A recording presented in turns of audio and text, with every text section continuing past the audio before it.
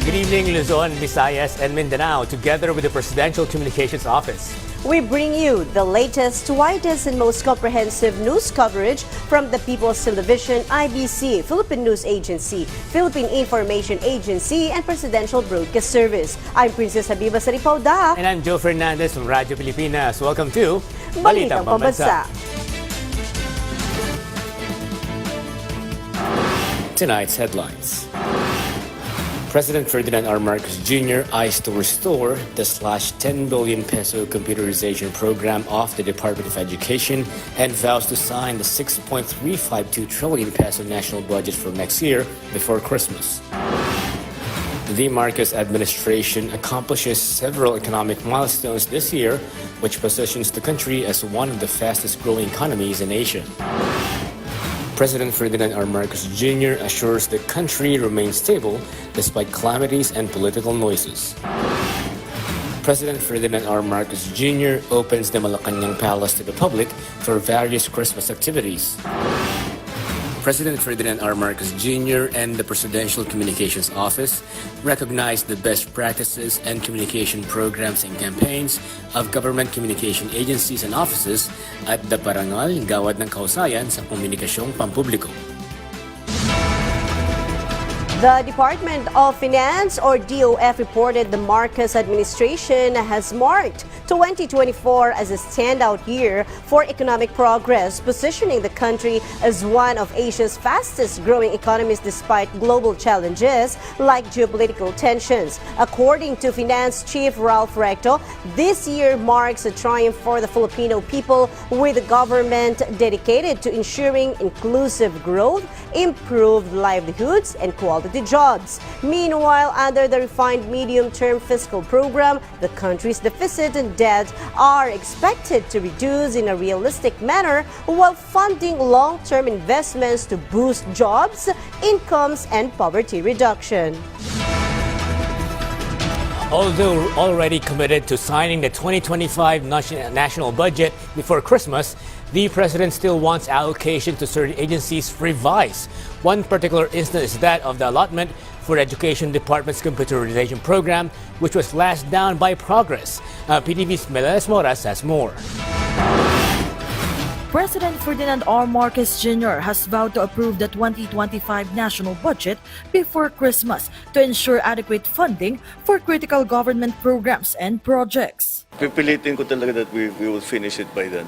The Bicameral Conference Committee recently approved the proposed 6.352 trillion pesos national budget for 2025. However, President Marcos Jr. emphasized the need for a thorough review of allocations for key government agencies. Among the priorities is the restoration of the budget cut from the Department of Education's computerization program. The committee reduced DepEd's allocation from 748.65 billion pesos to 737 billion pesos. Slashing nearly 12 billion pesos meant for the purchase of free gadgets, computer equipment, and digital training tools for teachers and students. The DepEd strongly expressed opposition to the cut, stressing its impact on efforts to modernize education and enhance digital learning. Still looking into it. I think it is contrary to all our policy directions. When we talk about the STEM development of our educational sector, and then to the continuing development, because yung nawala na 10 billion comes from the computerization item. So we're working on it to make sure that we will restore it. President Marcos Jr. also defended a decision to cut over 70 billion pesos from the subsidies requested by the Philippine Health Insurance Corporation. He explained that PhilHealth holds 500 billion pesos in reserve funds, which should be used to deliver effective medical services to Filipinos. Ang lumabas out of the BICAM were just the totals. So the details hindi pa maliwanag.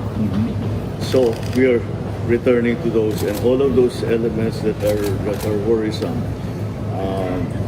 are something that we're making sure that hindi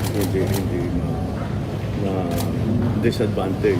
PhilHealth has a 500 billion reserve. And the cost of to provide their services in 1 year is less than 100 billion. So their budget actually for expenditures in the 260 billion is 100 and plus billion. Hindi nagamit yun ng ilang taon. In other words, the PhilHealth has sufficient budget to do all of the things that they want to do. The president also assured the proposed 1.11 trillion pesos budget for the Department of Public Works and Highways, which increased from 900 billion pesos, will undergo close review and scrutiny. This funding will support infrastructure projects vital to national development. Infrastructure is really important. And don't forget, flood control became such a big part of the work of the Department of Public Works. They have to build things that we never had to build before.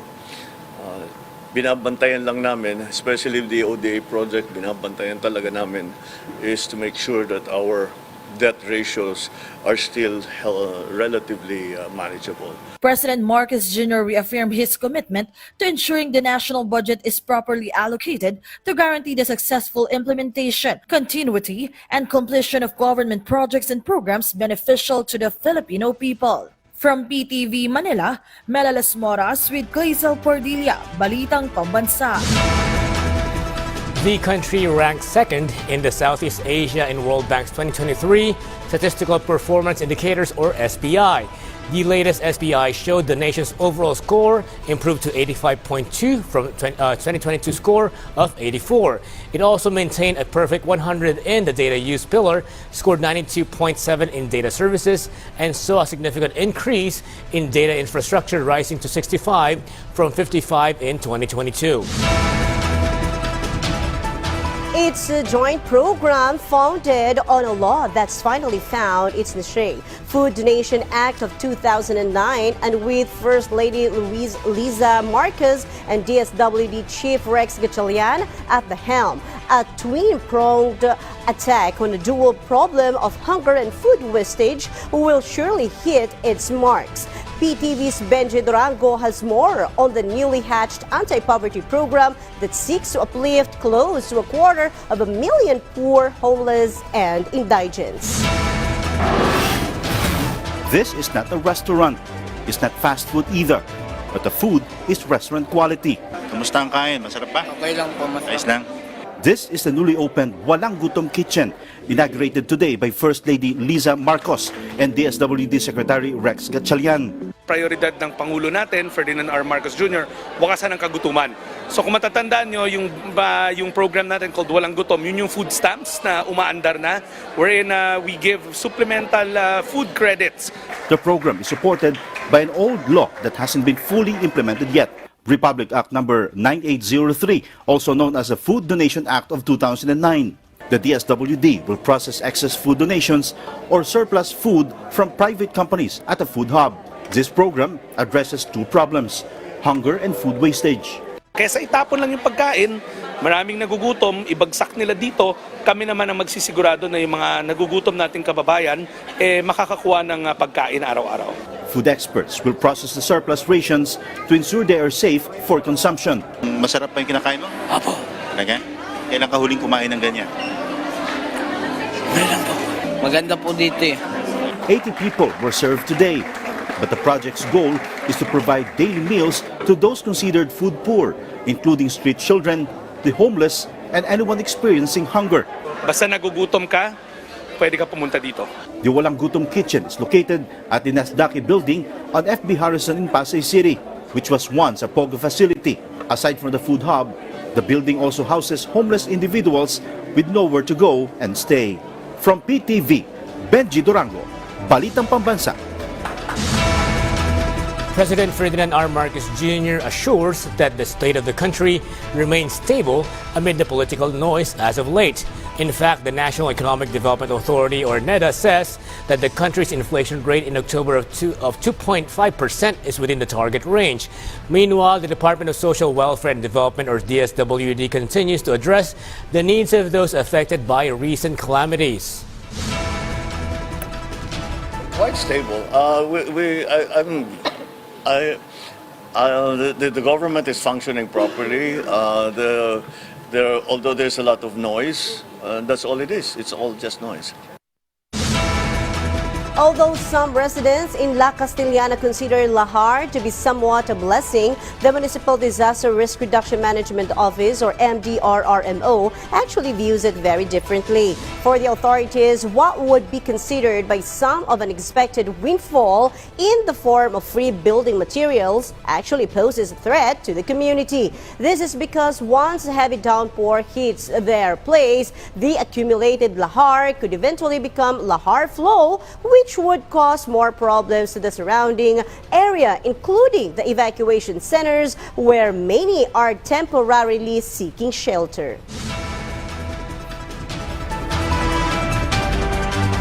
The National Disaster Risk Reduction and Management Council, or NDRRMC, reported government assistance to families affected by the Caloocan eruption has reached over 29 million pesos. According to Philippine News Agency's report, Region 7 received 11.99 million pesos worth of aid, while Region 6 was provided with 17.1 million pesos worth of family food packs, hygiene and sleeping kits, modular tents, and 364,000 pesos worth of face masks. Assistance was extended to over 9,000 families across both regions, though this figure is still being validated by the NDRRMC.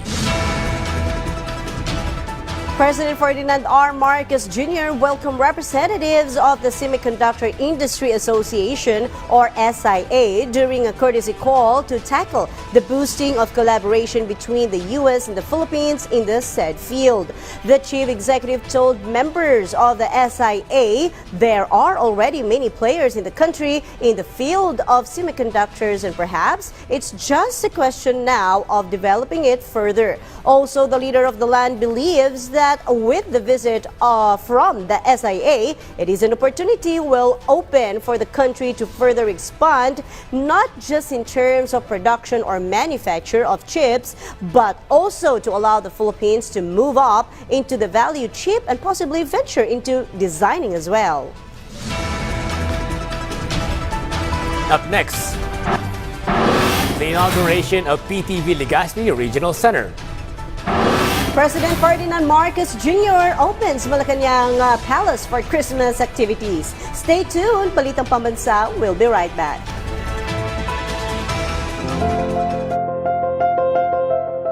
Makikita ang halaga ng isang bagay sa kung gaano kakahandang maghintay at magpursige upang makamit ito. At para sa isang benepisyaryo sa Zamboanga del Norte, nagbunga rin sa wakas ang kanyang paghihintay. Ako si Ramon Siocon, puyo dire sa Bethlehem. Ang akong edad karon 75 anyos. Gahulat ko, tumatagaan may og titulo sa Agrarian Reform o BBM. 42 taon niyang hinintay ang titulo ng lupang kanyang sinasakahan na sumasaklaw sa mahigit 1 ektarya ng lupa. Si Ramon ay isa sa mga benepisyaryo na naghintay ng maraming taon upang matanggap ang kanilang titulo. Noong ika-24 ng Mayo, isa siya sa mga personal na nakatanggap nito sa isang okasyon ng pamamahagi ng titulo na pinangunahan mismo ni Pangulong Ferdinand Marcos Jr. Kasama ang Department of Agrarian Reform, mahigit 8,000 titulo at 12,000 ektarya ang naibahagi sa ating mga magsasaka sa rehiyon ng Zamboanga simula ng nanungkulan si Pangulong Marcos noong Hulyo 2022. Salamat sa Zamboanga del Norte, sa DAR, sa DAR Secretary Conrado Estrella III, o sa atong mahal na Presidente. Daghang salamat. Karamihan sa amin ay nag-asawa na lang, walang pinag-aralan, hindi po kami educated. Bakit ipinanganak ako na IT ako na parang walang mga opportunity na para sa amin?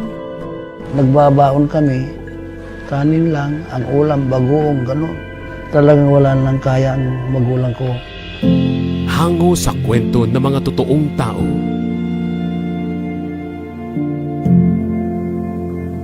Tahanan ng mga award-winning documentaries.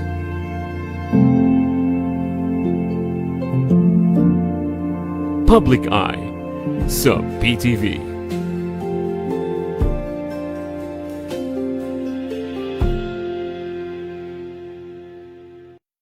Disaster Watch. Alamin ang heavy rainfall warning system ng Pag-asa. Yellow rainfall warning, pinapayuhan ng lahat na mag-monitor ng mga weather update sa inyong lugar. Maghanda sa posibleng pagbaha sa mga mabababang lugar at tabing baybayin. Orange rainfall warning, mas malawak na pagbaha ang inaasahan at posibleng magka-landslide sa mga tabing bundok. Bumuo ng isang emergency kit at maghandang lumikas sa anumang sandali. Red rainfall warning. Inaasahan ang matinding buhos ng ulan sa loob ng 2 oras na magdudulot ng malawakang pagbaha at landslide. Para sa inyong kaligtasan, agad na lumikas papunta sa ligtas at mataas na lugar. Sa panahon ng kalamidad, dapat laging listo.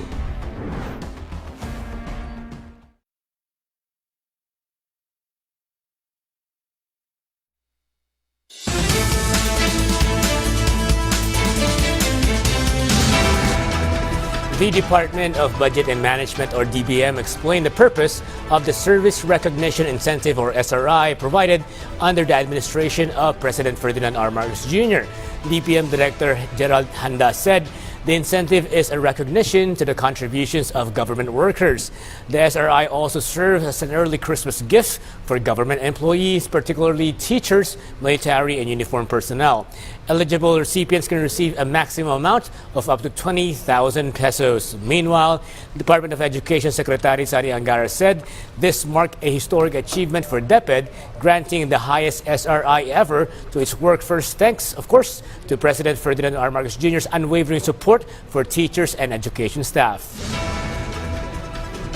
Noong 2022 po, 15,000 lang po bawat isang qualified teacher po ang kanilang SRI na natanggap. Tapos last year po, taong 2023 ay 18,000 po. Ngayong 2024 po, sa AO27 po, ang pinaka-maximum po na ating SRI is 20,000. At base po sa coordination sa Department of Education, ay buo po na matatanggap ng ating mga guro ang SRI.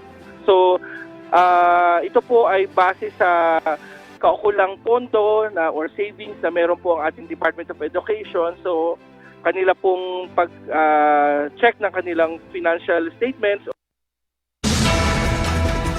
The Department of the Interior and Local Government, or DILG, assured the plan for the shutdown of all POGO operations in the country will continue and has not changed. DILG Secretary John Vic Remulla said all licensed POGOs have ceased operations since November 15. A composite team from various government agencies has already been formed to lead operations against suspected POGO establishments. The composite team will first inspect the supposed POGO hub in Kawit, Cavite to make sure it is no longer operating. The Philippine Economic Zone Authority, or PEZA board, is projected to approve an additional 13.45 billion pesos in investment pledges, bringing this year's total approvals to an estimated 215 billion pesos.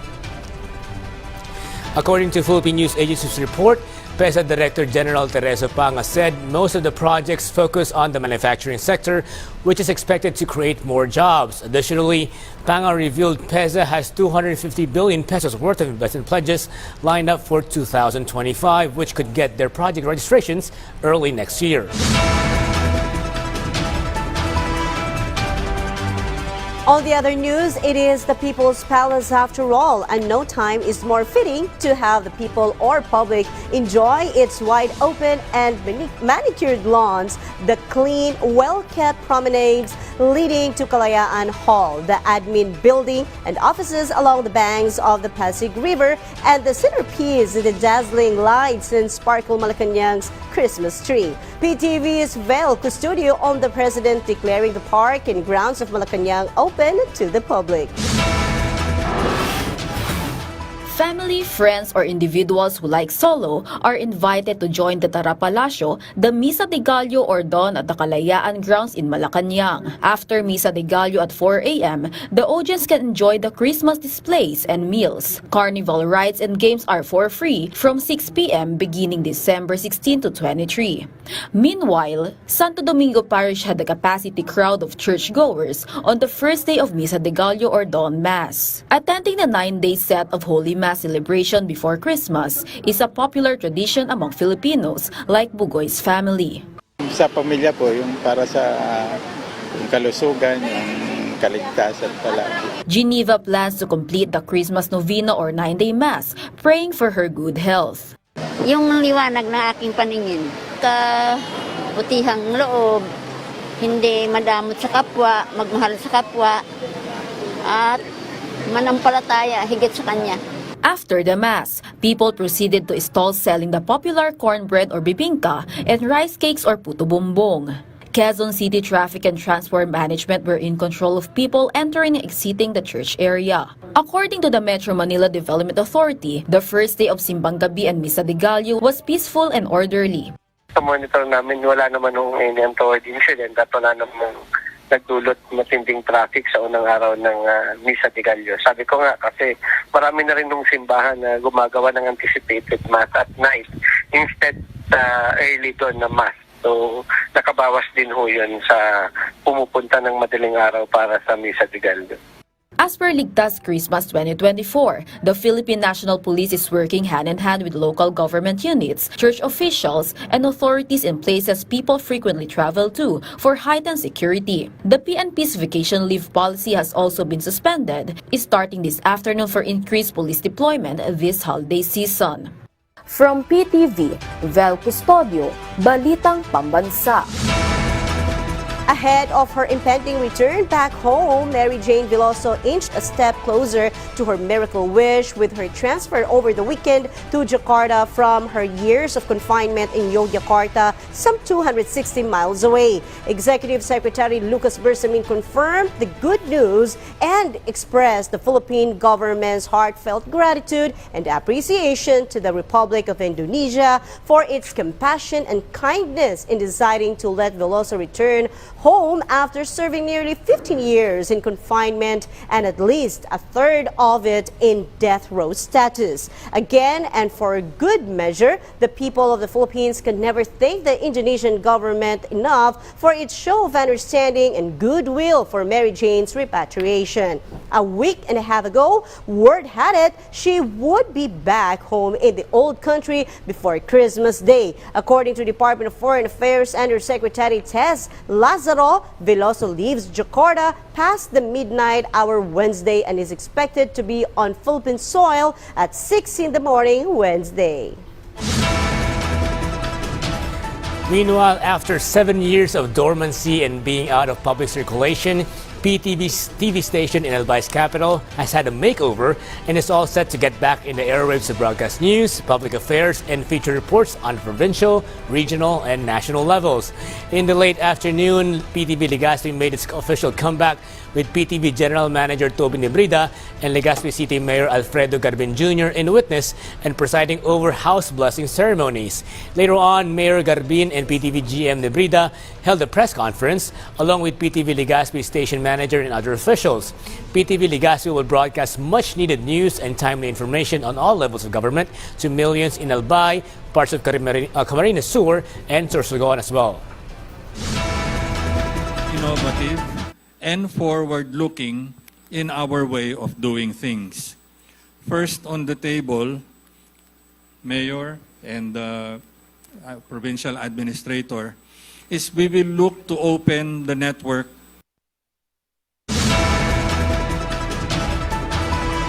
Just earlier this night, President Ferdinand R. Marcos Jr. spearheaded the parangal Gawad ng Kahusayan sa Komunikasyong Pampubliko at the Philippine International Convention Center in Pasay City. The Presidential Communication Office's annual awards event seeks to recognize the contribution of government agencies and local government units in communication campaigns and strategies and the initiatives to effectively deliver government programs to the public, promoting transparency and accountability, and promoting trust between the government and the Filipino people. The award ceremony paves the way to exhibit best practices, promote healthy competition, and encourage other government entities to encourage public engagement. Award categories include Public Service Campaign, Government Innovation, Champion of Information Integrity, Outstanding Digital Campaign, and Outstanding Public Communicator honors.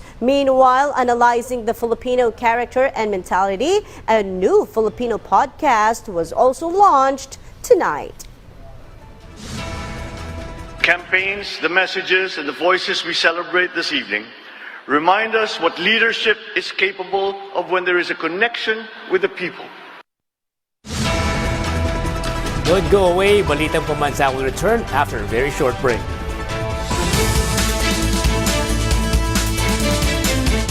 Wish namin sa inyo isang masaya at ligtas na bagong taon at Pasko. Kapag magre-regalo, siguraduhin non-toxic at angkop ito sa edad ng pagbibigyan mo. Kapag pupunta sa mataong lugar, ingatan ang mga gamit, pati na ang mga kasamang paslit. Enjoyin ang handaan, pero balanced diet ay huwag kalimutan.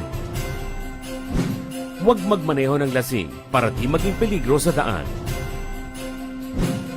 Umiwas na muna sa mga delikatong pampaingay at manood na lang ng fireworks display sa TV o sa barangay. Hanapin ang ICC mark kapag bibili ng Christmas lights o pailaw. Iwasan ang overloading ng mga electric outlet at i-unplug ang lahat ng kagamitan kung aalis ng tahanan. I-secure din ang bahay kapag ito ay iiwan at kung kaya rin lang, ibili nito sa mapagkakatiwalaang kaanak o kaibigan. Mga paalala para sa isang masaya at ligtas na pagdiriwang mula sa PTV para sa bayan.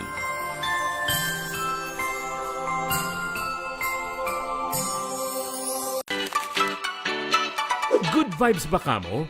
Sagot namin ang umaga ninyo. Mula sa balitaan, makakakwentuhan natin ngayong umaga. Bagong kaalaman, Hoping for the success. Hanggang sa Unli Chikahan. Kasama ang RSP Morning Barkada. Rise and Shine Pilipinas. Lunes hanggang Biyernes, alas 6 ng umaga. Dito lang sa PTV.